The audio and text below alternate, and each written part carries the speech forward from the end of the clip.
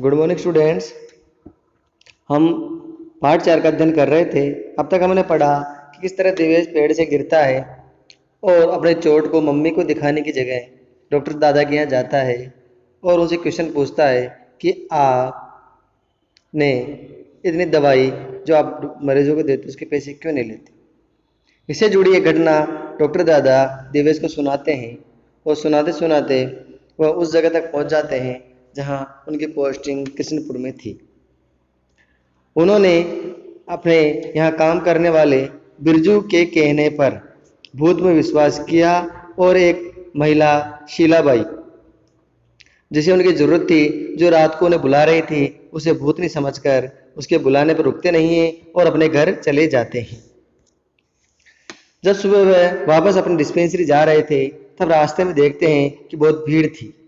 उसमें वह महिला भी थी जो रात को उन्हें बुला रही थी और उन्हें कह रही थी कि अरे निर्दयी, कम से कम रुक कर मेरी बच्ची को दवाई तो दे देता। अब शीलाबाई की बात सुनकर मुझे रात की बात याद आ गई। किसे? उन डॉक्टर दादा को। कि रात को कोई भूतनी नहीं थी। वो कौन थी? वह शीलाबाई थी जो उन्हें बुला रही थी। उन्हें शीलाबाई को उन डॉक्टर दादा की जरूरत थी। तो रात को कोई भूतनी नहीं, शीलाबाई मुझे पुकार रही थी। मुझे अपनी गलती का एहसास हुआ। अब डॉक्टर साहब को अपनी गलती का एहसास होता है, लेकिन तब तक बहुत देर हो चुकी थी, क्योंकि उनके एक छोटी सी अंधविश्वास ने, छोटी सी गलती ने, झूठ पर विश्वास करने ने एक बच्चे की जान ले ली थी। अगर हो सकता था डॉक्टर साहब वहां रुक जाते तो वह शीलाबाई की बच्ची जिसे बुखार था वह बच जाती। शीलाबाई का विलाप यानी रोना देखकर मुझसे देखा नहीं जा रहा था। मेरी आंखों के सामने दादाजी का चेहरा घूमने लगा। मुझे लगा जैसे वह कह रहे हैं, सदानंद तुम इतने छोटे से इम्तिहान में फेल हो गए। अब सदानंद किसका नाम है? सदानंद उन डॉक्टर साहब का नाम है जो देवेश को कहानी सुना रहे। तो उनके दादाजी ने एक बात कही थी जब वो डॉक्टर बनने जा रहे थे कि कभी किसी गरीब और जरूरतमंद को आपकी जरूरत हो तो बिना झिझके, बिना रुके, बिना सोचे उसकी मदद करना है, यही तुम्हारा कर्तव्य है। इसलिए जब ये घटना घटी तो उनके दादाजी का चेहरा उनके सामने आने लगा, अर्थात उनको दादाजी द्वारा कही हुई बातें याद आने लगी, जैसे मानो उनके दादाजी उन पर व्यंग्य कर रहे हो, उनसे पूछ रहे हो कि तुम इतने छोटे से इम्तिहान में, परीक्षा में फेल हो गए। कौन सा इम्तिहान? कि जब एक जरूरतमंद को आपकी जरूरत थी तो तुम उसे अपनी मदद नहीं कर सके। तुमने मेरा सिर हमेशा के लिए झुका दिया।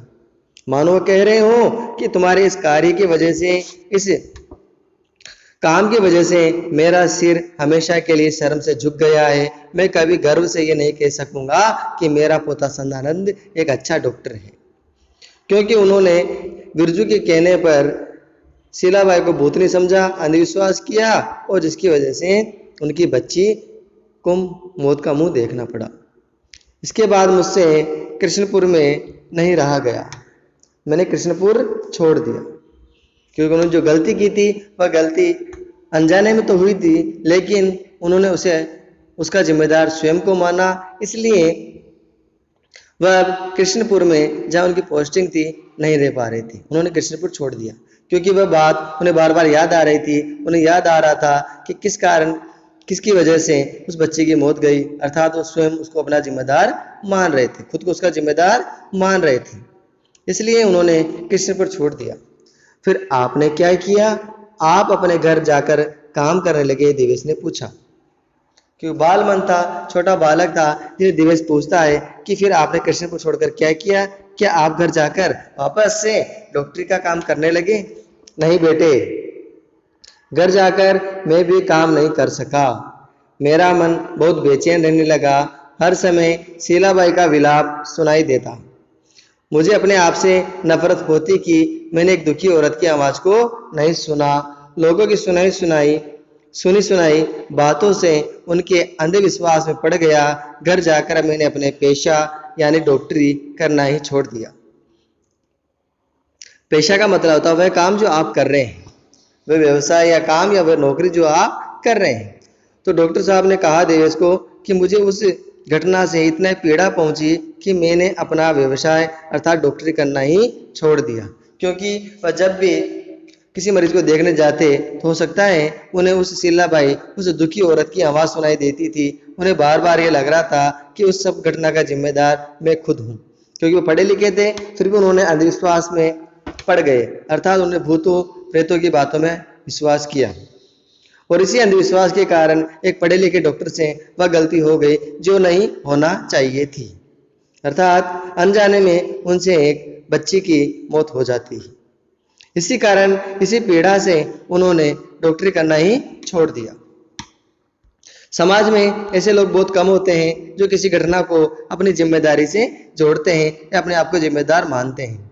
आए दिन हम अनेक दुर्घटनाएं होती रहती है, लेकिन उस डिपार्टमेंट के कई मंत्री वगैरह होते हैं, वह कभी भी उस घटना का अपने आप को जिम्मेदार नहीं मानते हैं और अपने पद पर बैठे रहते हैं। तो इन डॉक्टर साहब ने, सदानंद डॉक्टर साहब ने एक समाज में एक संदेश दिया है कि अगर आप किसी पद पर हो और आपके रहते हुए कोई गलती होती है तो आप खुद उसके जिम्मेदार हो।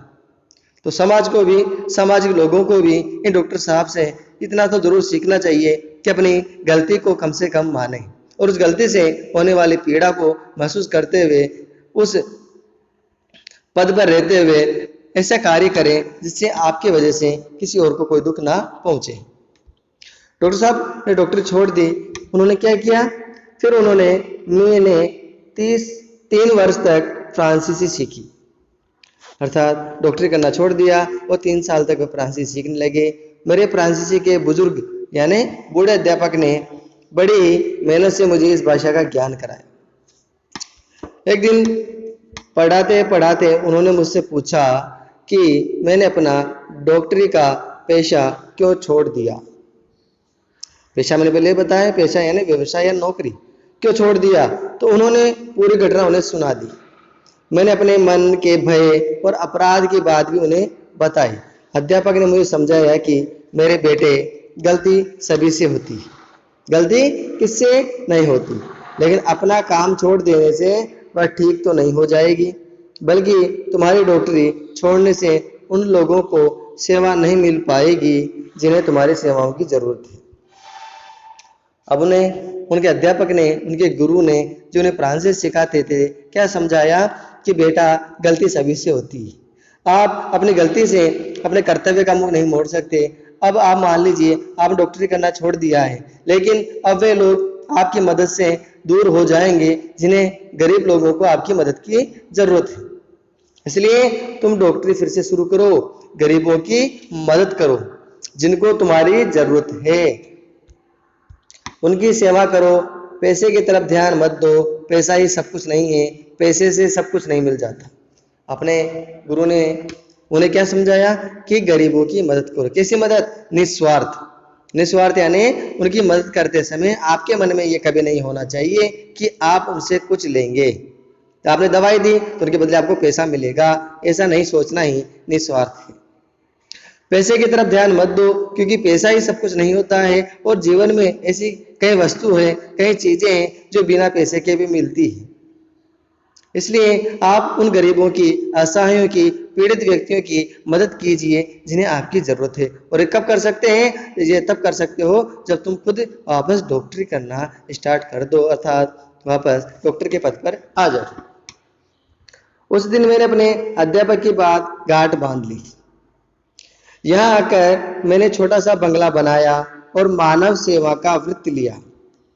मानव सेवा यानी प्रत्येक व्यक्ति की मदद करने का व्रत लेना, प्रण लिया। इसलिए मैं अपने किसी भी रोगी से पैसा नहीं लेता हूँ। दिवेश ने उनसे क्वेश्चन किया था कि आप पैसा क्यों नहीं लेते हो। उस पैसे नहीं लेने के कारण को बताते हुए उन्होंने घटना सुनाई और कहा, इसी कारण से मैं किसी गरीब से या किसी भी व्यक्ति से जो मेरे यहाँ इलाज कराने आता है उससे पैसा नहीं लेता हूँ। लेकिन दादाजी, इन दवाइयों के लिए आप पैसा कहाँ से लाते हैं? दिवेश बालमन था, छोटा बालक, इसलिए पूछता है कि आप पैसा तो नहीं लेते हो, तो फिर आप ये 2 दवाइयां मार के बाजार से लेकर आते हो, मरीजों को फ्री देते हो, जो इनका इलाज करते हो, उनमें जो वस्तुएं चाहिए वह सब कहाँ से लेकर आते हो? तो डॉक्टर साहब कहते हैं, इन दवाइयों को खरीदने के लिए मैं मेडिकल पत्रिकाओं में लेख लिखकर पैसे कमाता हूँ। एक स्कूल में 3 दिन फ्रांसीसी भाषा सिखाता हूँ, पढ़ाता हूँ। तो उन्होंने क्या बताया कि मैं पत्रिकाओं में लेख लिखना, अर्थात कुछ रोचक चीजें, किसी बीमारी के बारे में या किसी भी मेडिकल से संबंधित चीजें लिखकर भेज देता हूँ, उनसे जो पैसा मिलता है, और स्कूल में 3 दिन फ्रांसीसी भाषा भी पढ़ाता हूँ। इनसे जो पैसा मिलता है उनसे ही वे क्या खरीद लेते हैं, दवाइयाँ खरीद लेते हैं। इतना कहकर डॉक्टर दादा चुप हो गए। कमरे में खामोशी छा गई। देवेश ने खिड़की से बाहर देखा, सूरज डूब रहा था। स्टूल से उठते हुए देवेश ने कहा, अच्छा दादाजी, अब मैं चलता हूँ। जब देवेश उनके पास आया था तब सुबह या दोपहर का समय था, लेकिन अब शाम होने जा रही थी। सूरज डूब रहा था, यानी शाम हो रही थी। उसे घर भी जाना था, इसलिए वह स्टूल से उठता है और कहता, अच्छा दादाजी, अब मैं चलता हूँ। डॉक्टर दादा जो अभी तक दीवार की तरफ देख रहे थे, चौंक कर बोले, ओहो, हाँ बेटे, जाओ, शाम हो गई है। देवेश अभी दरवाजे तक ही गया था कि डॉक्टर दादा ने पूछा, बेटे, तुम अंधेरे या भूत प्रेत से डरते तो नहीं ना? देवेश ने अपना सिर दाएं से बाएं हिलाया और कहा, नहीं दादाजी, आपकी कहानी सुनने के बाद तो मैं केवल एक ही चीज से डरता हूँ, है माँ की पिटाई। क्यों? क्योंकि उसे चोट लगी थी और माँ को तो पता लग जाता, इसलिए वो सोच रहा था कहीं घर जाते ही माँ पिटाई ना कर दे। इसलिए डॉक्टर दादा से कहता है कि नहीं, मुझे सिर्फ एक ही चीज से डर लग रहा है, वह है माँ की पिटाई। दादाजी जोर से हंस पड़े और देवेश घर की ओर भाग निकला। इस प्रकार प्रस्तुत कहानी से, प्रस्तुत लेख से हमें सिर्फ हमारे समाज के अंदर एक संदेश ही देना चाहिए कि कभी भी आपकी मदद की जरूरत अगर किसी को हो और वह आपके मदद के बदले कुछ देने की योग्य नहीं हो, तो उसकी मदद से पीछे नहीं हटना चाहिए। उस असहाय व्यक्ति की मदद करना चाहिए, क्योंकि मानव जीवन में सबसे बड़ा धर्म होता है दूसरों की मदद करना, मानव सेवा करना। और मानव सेवा भी कैसी? निस्वार्थ भाव से, यानी उससे कुछ लेने की इच्छा ना हो। तो प्रस्तुत कहानी में भी, प्रस्तुत लेख में भी ये संदेश देने की कोशिश की गई है कि हमें अपने जिम्मेदारियों से, अपने कर्तव्य से मुख कभी भी नहीं मोड़ना चाहिए। अगर हम अपने कर्तव्य से मुंह मोड़ेंगे तो समाज में से कई लोग हैं जिन्हें हमारी मदद की जरूरत है और उन्हें हम मदद नहीं दे पाएंगे। दूसरी बात है, कभी भी अंधविश्वास यानी सुनी सुनाई भूत प्रेत बाबाओं पर विश्वास नहीं करना चाहिए। ऐसा करने से हम अपनी जिंदगी तो खतरे में डालते हैं, साथ ही अपने जीवन को भी बर्बाद कर लेते हैं। इसलिए हमें कभी भी अंधविश्वासों पर विश्वास नहीं करना चाहिए, क्योंकि अंधविश्वास का मतलब होता है बिना देखे जाने ही उस चीजों पर विश्वास कर ले। किसने कहा भूत है उस पीपल के पेड़ में, उस पर विश्वास कर लिया जाता है। रात को भूत आता है, आप रात तक पढ़ना बंद कर देते हो, डर के मारे जल्दी सो जाते हो। तो इन चीजों पर कभी भी विश्वास नहीं करना चाहिए।